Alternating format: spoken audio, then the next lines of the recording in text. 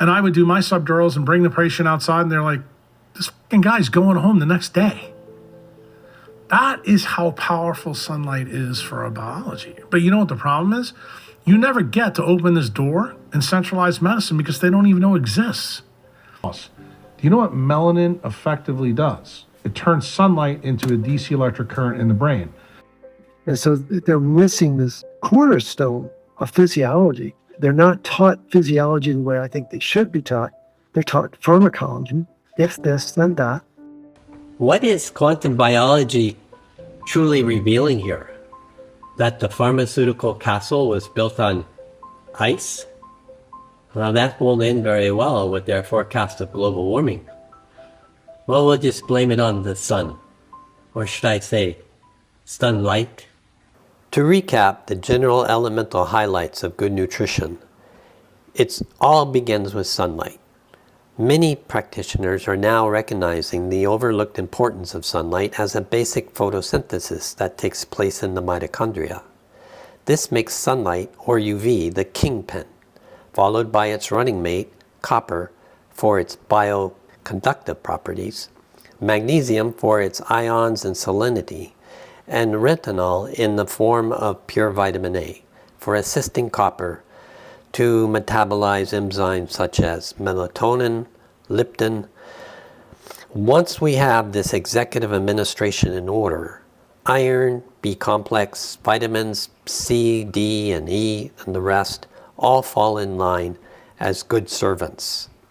These administrative essential elements is the core drive that runs and protects our optimal health from environmental chaos. It comes in the form of deficiencies, impurities, and stress that leads to a cascading event. So guess what melanin and water do? It's the ultimate battery in humans. Why? Because what did I tell you? Anytime light hits melanin, it creates electrons, hydrogen, and oxygen. And we create more electrons from that interaction than chlorophyll does with sunlight.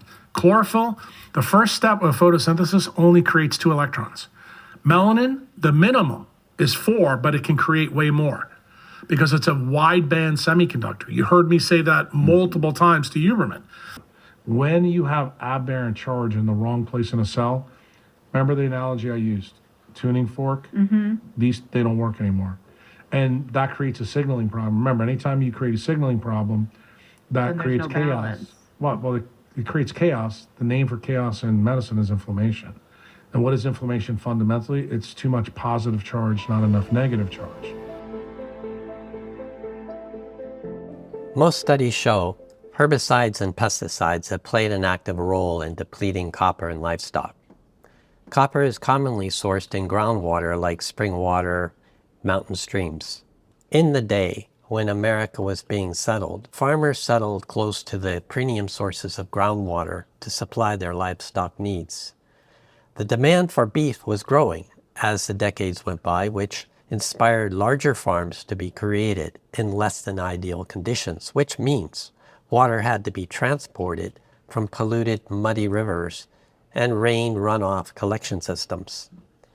It's the beef industry that adopted the commercial practices that destroyed the mineral and vitamin-rich quality of our farm meat, such as raising livestock on GMO grains such as corn and soybean, which now is an international commodity. Another contributing factor depleting copper out of our diets started with tinting of copper cookware, a low-temperature cheap metal called tin. Eventually, society moved away from copper cookware, utensils, drinking cups, including its bio-friendly companion silver. By the 1980s, the use of copper for water pipes was being replaced with plastic, PVC. Replacing these older copper water lines and iron sewage pipes is a great analogy on how these two metals are used in our physiology. We'll go more into this later. This short history of copper and silver deletion has transpired well over 100 years. The answers we seek often come outside the conventional paradigm that nutritional science currently operates. So finding someone who is willing to do the research, well, is rare. Professor Morley Robbins is such a person and is considered one of the world's leading experts on copper and its metabolic role. And I might add, enjoys the research.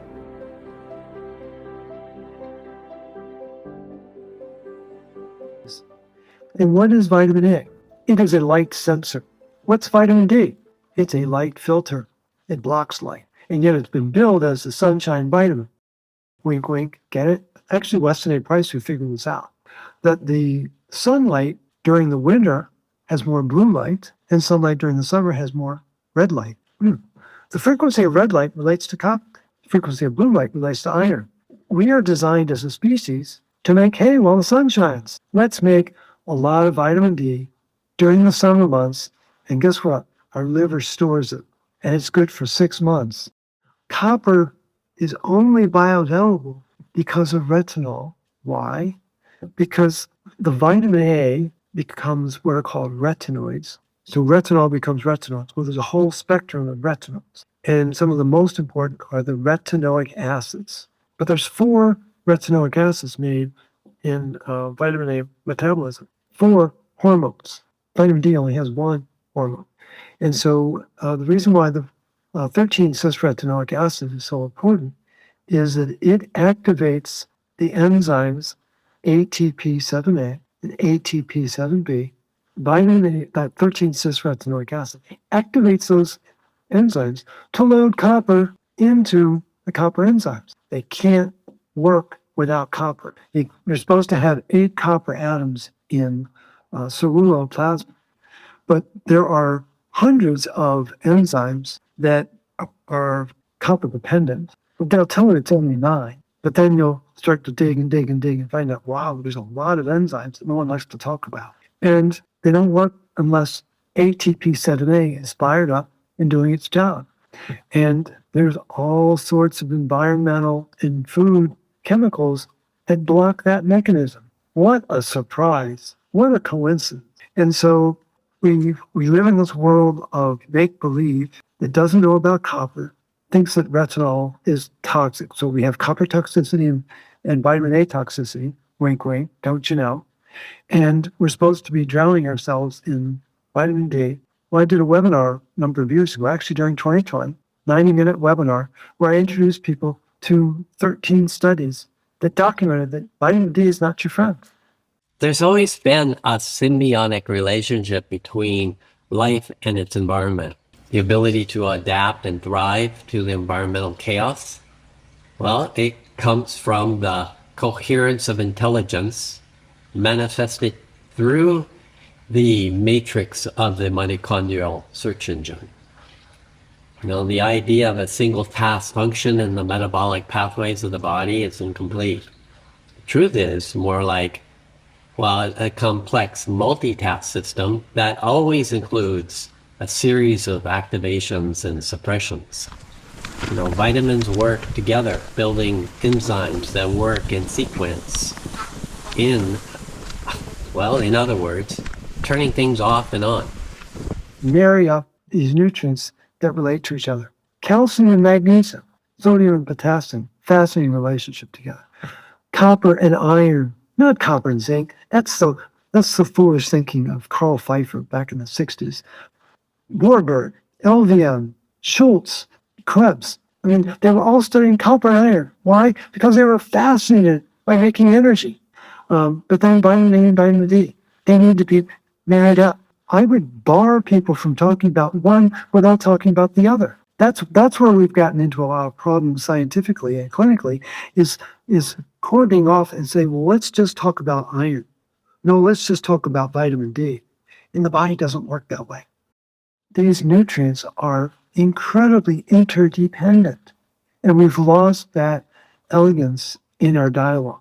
And I think that's where the real mistake is made. I come from a family of engineers. My grandfather, a locomotive engineer. My father was a ceramic engineer. My brothers, all engineers. And I can tell you, engineers are really good at figuring things out for practical applications. Engineers always look to the primary fundamentals for discovery. It's the foundation at which everything is built. Nutritional science believes It's at the fundamental level with its gene sequencing, but they have yet to integrate quantum physics into the foundational network of their environmental reality, in which an organism either thrives or dies. The result, they're looking to make changes to a closed model or system by observing science from outside. This is rudimentary. This makes it nearly impossible to get to the root cause of disease. And so the focus is on treating the symptoms for profit. Nutritional science currently is a closed society, privileged membership, and needs professionals who think like engineers, grounded in quantum physics, to achieve the next level of health. I believe a positive outcome from the epic event of 2020 woke up a lot of smart people to think outside the box. So spend a few moments with us now so that we can really look into this situation from few such professionals and see their insights. When I first came on the scene on Facebook and I started pushing back on vitamin D, you can imagine the blowback. It was pretty intense. And then we instituted a policy. It took about a year to institute it. You cannot talk about storage D without talking about active D. I was so insistent at the beginning, you had to post your active and storage D before you could talk about vitamin D. Just to drive into the cranium the fact that there are multiple factors. Some of the research that I was most grateful for was Jim Stevenson Jr. I don't know whether you've ever talked with him, but he's actually an industrial engineer. His wife almost died from a vitamin D overdose. And so he set it upon himself to become an expert in vitamin D metabolism. Really smart guy. And we have this belief that all storage D is going to become active D, right? That's what you would assume. It's 20 different metabolites that can be made from storage D. And it depends on what's going on inside the body. And so there's a lot more diversity to our metabolism than we give credit for. And it really depends on what the body thinks it needs in relation to the level of energy production, the level of oxidative stress, the level of hormonal imbalance, and what have you. It's important for us to move beyond this very first grade concept of all storage D is going to become active D. It doesn't work that way. I think that the world has been programmed to fixate on one nutrient at the exclusion of its partner, which is vitamin A.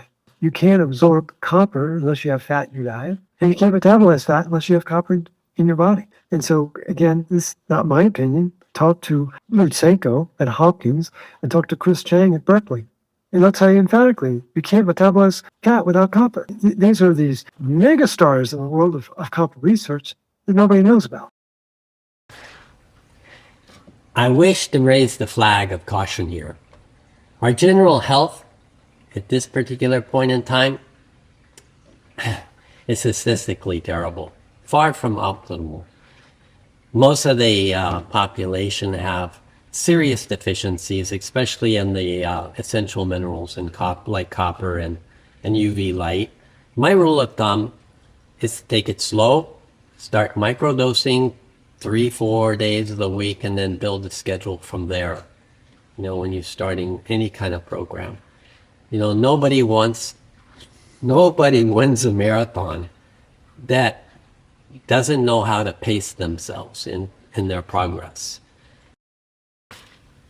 Here's the ugly truth. We're all living way too much indoors, too much exposure to blue light. We have way too much exposure to the EMF pollution that's out there. And these alone are the ingredients for cancer. Most of the population is taking mega doses of synthetic supplements that they have no idea what the balance is, consuming processed foods as if it was all fine and dandy. The real, everyone is toxic in heavy metals, including iron. It's mostly stuck in the liver. With this being said, caution has to be taken on a healthy and gradual protocol in detoxing the body while rebuilding the metabolic pathways with the proper balance of essential nutriments. It will take time and get the system up to speed, but we have to use a bit of caution in keeping the balance. It's taken me a couple years now. You know, older people like myself, it's going to be a little more challenging. Take it slow and take your health as a personal responsibility. I noticed the usual normal detoxing symptoms after supplementing copper and retinol, as they do work together. Morley Robbins has created a protocol for helping people to detox the body in a safe and healthy way, although I haven't yet investigated it. Dr. Kruse expresses caution in detoxing the body also, and the importance of monitoring the retox for a safe approach. There's a lot to be said, so you might want to push the subscribe button so you'll be notified when my future videos coming out, because I see quite a few coming.